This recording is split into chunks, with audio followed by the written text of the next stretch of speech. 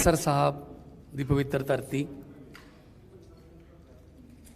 ਇੱਥੋਂ ਦਾ media, print, electronic ਤੇ social media ਦੇ ਜਿੰਨੇ ਵੀ ਮੰਚਾਂ ਨੂੰ ਤੁਸੀਂ ਰਿਪਰੈਜ਼ੈਂਟ ਕਰਦੇ ਹੋ, ਸਾਰਿਆਂ ਦਾ ਬਹੁਤ ਬਹੁਤ ਸਵਾਗਤ ਹੈ। ਪੰਜਾਬ ਦੇ ਵਿੱਚ ਚੋਣਾਂ ਜਿਹੜੀਆਂ ਨੇ ਉਹ ਬਿਲਕੁਲ ਨਜ਼ਦੀਕ ਆ ਗਈਆਂ ਨੇ ਤੇ ਸਾਰੀਆਂ ਪਾਰਟੀਆਂ ਆਪੋ ਆਪਣਾ ਪ੍ਰਚਾਰ ਕਰ ਰਹੀਆਂ ਨੇ, ਪਰ ਜੋ ਅਸੀਂ ਦੇਖਦੇ ਹਾਂ ਹਰ ਰੋਜ਼ ਤੁਹਾਡੇ ਕੈਮਰਿਆਂ ਜ਼ਰੀਏ, ਜੋ ਕਾਂਗਰਸ ਹੈ, ਮਤਲਬ ਇੱਕ ਲੱਗਦਾ ਕਿ ਉਹਨਾਂ ਦੀ ਪਾਰਟੀ ਜਿਹੜੀ ਹੈ ਇੱਕ ਸਰਕਸ ਬਣ ਗਈ ਹੈ। ਆਪਸ ਦੇ ਵਿੱਚ ਲੜਾਈਆਂ, ਪੰਜਾਬ ਪਿੱਛੇ ਨਹੀਂ, ਆਪਸ ਦੇ ਵਿੱਚ ਲੜਾਈਆਂ ਨੇ ਕੁਰਸੀ ਪਿੱਛੇ। ਰਾਜਾ ਵੜਿੰਗ ਜੀ ਨੇ ਅੱਜ ਕਿਹਾ ਕਿ ਮਨਪ੍ਰੀਤ ਬਾਦਲ ਮੈਨੂੰ ਹਰਾ ਰਿਹਾ ਹੈ। ਮਹਾਰਾਣੀ ਪ੍ਰਨੀਤ ਕੌਰ ਕੈਪਟਨ ਵਾਸਤੇ ਪ੍ਰਚਾਰ ਕਰ ਰਹੀ ਹੈ, ਉਹਦੀ ਪਾਰਟੀ ਹੋਰ ਹੈ, ਬੀਜੇਪੀ ਨਾਲ ਅਲਾਇੰਸ ਹੈ ਤੇ ਉਹ MP ਕਾਂਗਰਸ ਤੋਂ ਹੈ। ਔਰ ਅਫਵਾਹਾਂ ਚੱਲ ਰਹੀਆਂ ਨੇ ਸ਼ਾਇਦ ਅੱਜ ਜਲੰਧਰ ਆਪਣਾ ਪਟਿਆਲਾ ਦੇ ਵਿੱਚ ਅਮਿਤ ਸ਼ਾਹ ਜੀ ਜਾ ਰਹੇ ਨੇ, ਸ਼ਾਇਦ ਕਮਲ ਦਾ ਫੁੱਲ ਜਿਹੜਾ ਉਹ ਮਹਾਰਾਣੀ ਪ੍ਰਨੀਤ ਕੌਰ ਭਾਜਪਾ ਜੁਆਇਨ ਕਰ ਜੇ। ਸ਼ਾਇਦ ਚੰਨੀ ਸਾਹਿਬ ਦਾ ਭਰਾ ਜਿਹੜਾ ਉਹ ਇੱਕ ਕਾਂਗਰਸੀ ਨੂੰ ਹਰਾ ਰਿਹਾ ਉੱਥੋਂ।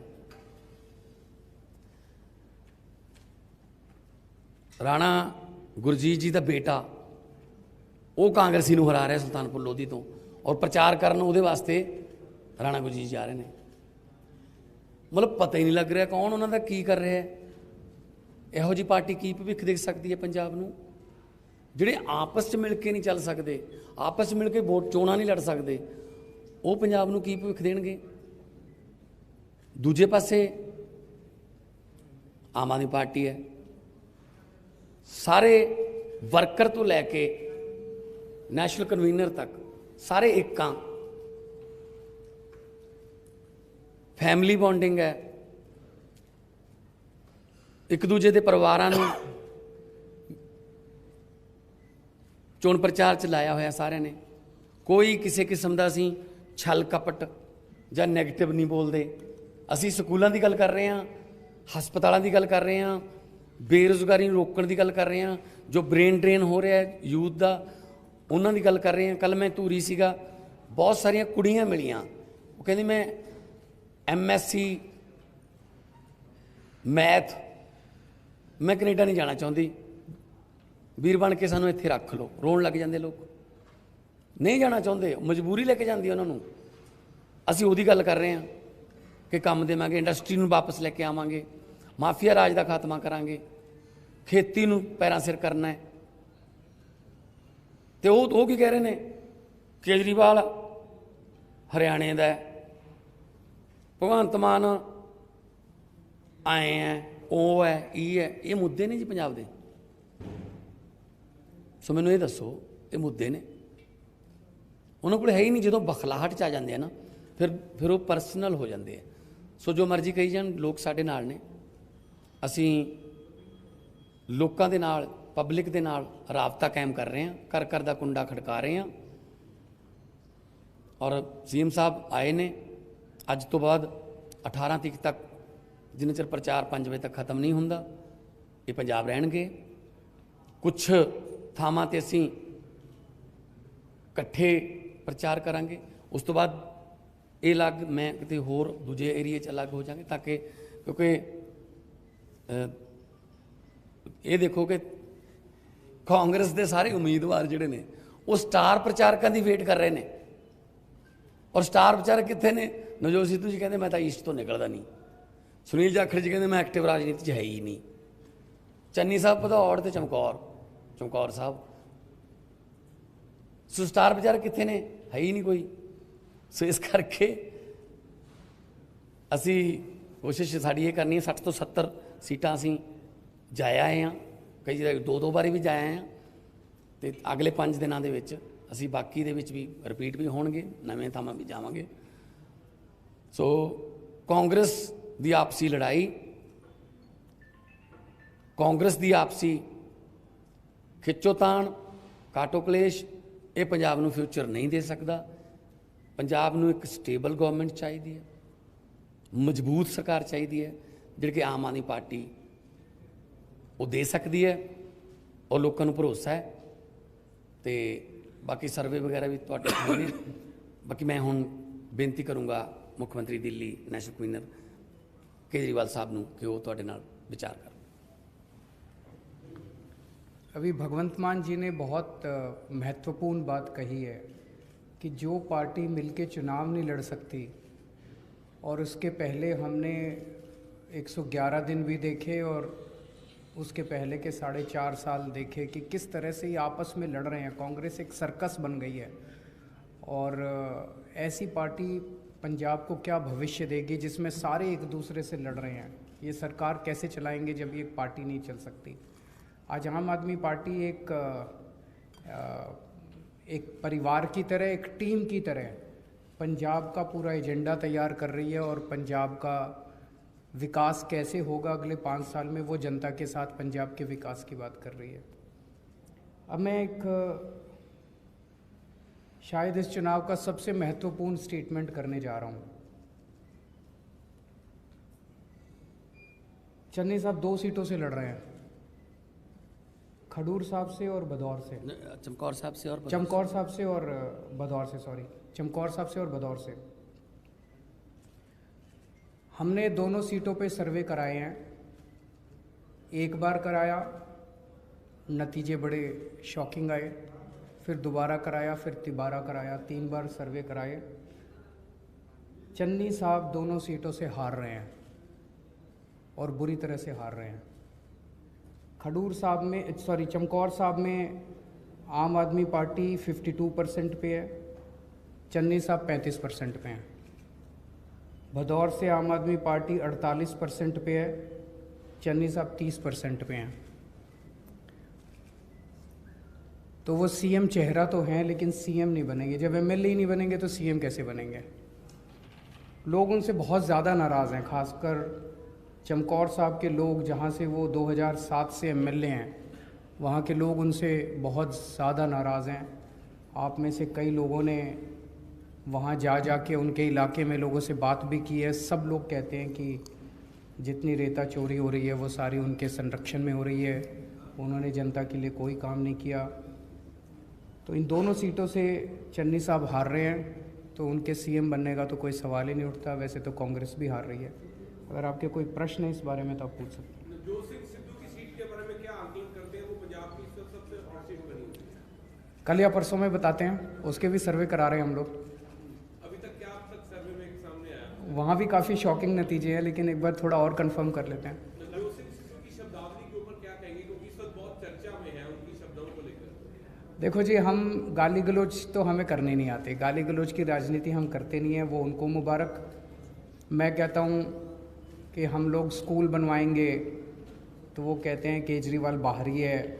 मैं कहता हूँ हम अस्पताल बनवाएंगे तो वो कहते हैं केजरीवाल के कपड़े ख़राब हैं। मैं कहता हूँ हम पंजाब में बिजली 24 घंटे करेंगे, बिजली मुफ्त करेंगे, तो वो कहते हैं केजरीवाल काला है। तो उनको कहना तो गालियाँ उनको मुबारक, काम हम।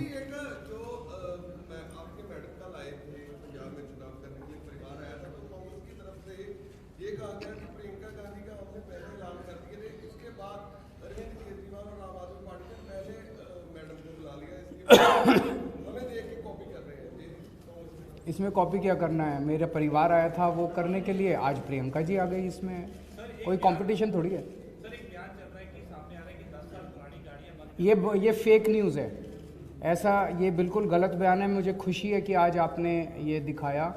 एक ये गलत न्यूज़ फैलाई जा रही है अकाली दल के द्वारा, जिस पे कल इलेक्शन कमीशन ने एक्शन भी लिया है। उन्होंने इसको हटाने के लिए ऑर्डर किया है कि 10 साल से पुरानी गाड़ियां पंजाब में बंद की जाएंगी। ऐसा कोई हमने ऐलान नहीं किया, ऐसा कोई हमारा विचार नहीं है।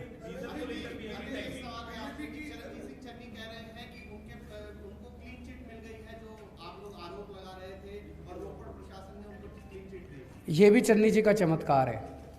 111 दिन में उन्होंने गजब के चमत्कार किए हैं यहाँ पे, कि उन्होंने खुद ही अपनी जांच करा ली, उन अफसरों से जांच कराई जो उसी इलाके के थे, जो शायद रेता चोरी में मदद करते होंगे, उसी इलाके के ऊपर से नीचे तक जो अफसर थे, उन्हीं को कह दिया भाई तुम अपनी जांच करके बताओ।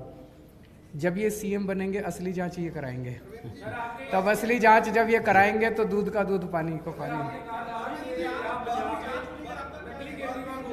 एक मिनट, इनका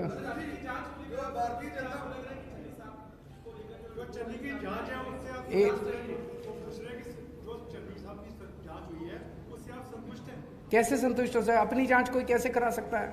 अपनी जांच करा के 4 दिन में क्लीन चिट भी ले ली, कोई एफआईआर हुई, एफआईआर के बाद ही तो पावर आती है इन्वेस्टिगेट करने की, कुछ नहीं हुआ।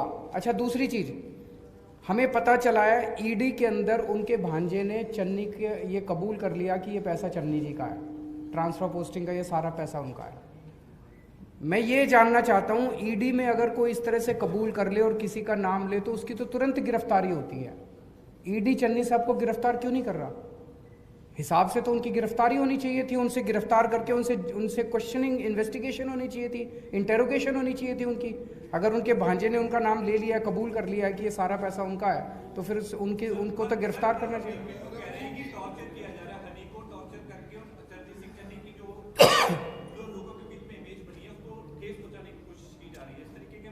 मैं नहीं कह रहा जी, देखो आपका चैनल और मैं यहाँ कई लोगों को जानता हूँ, आप ही लोगों ने चमकौर साहब में जा के जनता से बात की और सारी वहाँ की जनता कह रही है जी चन्नी जी के संरक्षण में यहाँ पे रेता चोरी होती है। उसकी जांच तो होनी चाहिए ना। तो जांच, निष्पक्ष जांच कैसे होगी, कौन करेगा? ईडी ने एक जांच की, उसमें निकल के आया कैश मिला, नोटों की गड्डियाँ मिली, बेनामी एंट्रीज मिली, वहाँ पे बड़ी बड़ी गाड़ियाँ मिली, वो तो कोई नहीं झुठला सकता ना।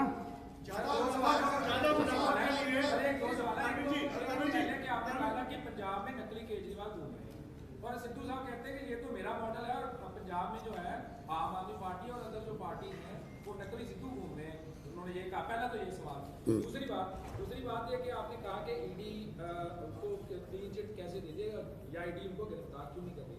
गजेंद्र सिंह शेखावत का एक बयान आया है जिसमें उन्होंने कहा है कि पंजाब की कांग्रेस में भूचाल आने वाला है, बहुत से चेहरे हैं जो थोड़ी देर में जो बेनकाब होने वाले हैं। दोनों मैं बताता, देखो सिद्धू साहब कहते हैं मेरा मॉडल, उस मॉडल ਨੂੰ ਕਾਂਗਰਸ ਨੇ ਪ੍ਰਵਾਨ ਕੀਤਾ। ਜਿਸ ਵੇਲੇ ਉਹਨਾਂ ਨੇ ਅਨਾਉਂਸ ਕੀਤਾ ਕਿ 13 ਸੂਤਰੀ ਜਾਓ, ਪ੍ਰਤਾਪ ਸਿੰਘ ਬਾਜਵਾ ਕਹਿ ਰਿਹਾ ਮੈਨੀਫੈਸਟੋ ਕਮੇਟੀ ਦਾ ਚੇਅਰਮੈਨ ਮੈਂ ਹਾਂ। ਇਹ ਤਾਂ ਮੀਟਿੰਗ ਹੀ ਨਹੀਂ ਹੋਈ ਕਦੇ, ਇਹ ਕਿਵੇਂ ਲਿਖਤਾ ਜੀ ਮੈਨੀਫੈਸਟੋ 'ਚ? ਸੋ ਸਿੱਧੂ ਸਾਹਿਬ ਜਿਹੜੇ ਨੇ ਉਹਨਾਂ ਨੂੰ ਉਹ ਇੱਕ ਸੀਟ ਤੱਕ ਉਹ ਮਹਿਦੂਦ ਨੇ ਤੇ ਉਹਨਾਂ ਦਾ ਮਾਡਲ ਪੰਜਾਬ ਦਾ। ਸੋ ਉਹ ਮਾਡਲ ਪਹਿਲਾਂ ਕਾਂਗਰਸ ਤੋਂ ਪ੍ਰਵਾਨਗੀ ਲੈ ਲੈਣ। ਸੋ ਇਸ ਕਰਕੇ ਸਾਡਾ ਜਿਹੜਾ देखो सीएम साहब आए, इन्होंने महिलावां वास्ते 1000 रुपये का अनाउंस किया 18 साल तो उपर हरेक महिला। एक minute let me finish. Sidhu साहब कहते मेरे नाल डिबेट करो, ये तुसीं किवें दे दोगे? 4 दिन बाद आप ही कह रहे सी मैं 2000 रुपये दूँगा, नाल 8 सिलेंडर दूँगा, 5वीं पास नूं 10,000, 8वीं पास नूं 15,000, 10वीं पास नूं 20,000, नाल स्कूटियां, नाल लैपटॉप। मतलब लोगों ने ਇਹਦਾ मजाक उड़ाया इस गल का कि ਜਿਹੜੀਆਂ ਸਕੂਟਰੀਆਂ ਨੇ ਜਿਹੜੀਆਂ 12ਵੀਂ ਪਾਸ ਕੁੜੀਆਂ ਜਿਹਨੂੰ ਮਿਲਣਗੀਆਂ, ਇਹ ਸਿਰਫ ਉਹਨਾਂ ਨੂੰ ਹੀ ਮਿਲਣਗੀਆਂ ਜਿਨ੍ਹਾਂ ਦੇ ਭਾਈਆਂ ਨੂੰ ਕੈਪਟਨ ਵਾਲੇ ਸਮਾਰਟਫੋਨ ਮਿਲ ਗਏ। ਸੋ ਇਹ ਇਹੋ ਜਿਹਾ ਕੁਝ ਕਰ ਰਹੇ ਨੇ, ਕੁਝ ਵੀ ਲਿਖੀ ਜਾਂਦੇ ਨੇ, ਕੁਝ ਵੀ। ਅਸੀਂ ਗਰੰਟੀਆਂ ਦਿੱਤੀਆਂ, ਪੂਰਾ ਰੋਡ ਮੈਪ ਬਣਾ ਕੇ ਕਿ ਕਰ ਸਕਦੇ ਹਾਂ, ਬਜਟ ਕਿੱਥੋਂ ਆਊਗਾ ਔਰ ਕਰਕੇ ਦਿਖਾਵਾਂਗੇ ਜਿਵੇਂ ਦਿੱਲੀ ਦੇ ਵਿੱਚ ਕਰਕੇ ਦਿਖਾਇਆ। Thank you.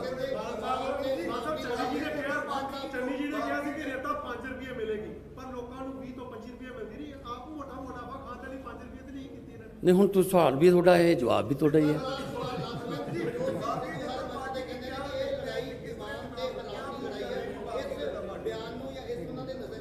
देखो जी उन्होंने मुबारक शब्दावली उन्होंने जो भी बोलते हैं तो पत्रकारों भी तू करके बोलते हैं, तो ये उन्होंने मुबारक है।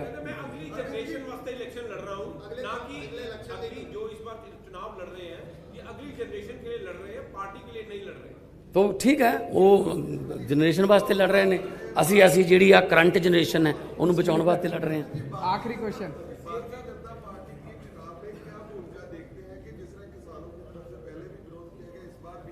तो क्या जैसे आरोप भी लगते रहे हैं कि वो अकाली दल के साथ मिलके मुझे नहीं लगता बीजेपी की 5 से ज़्यादा सीट आएंगी। 5 भी ओवर एस्टिमेट है मेरी नज़र में। Thank you.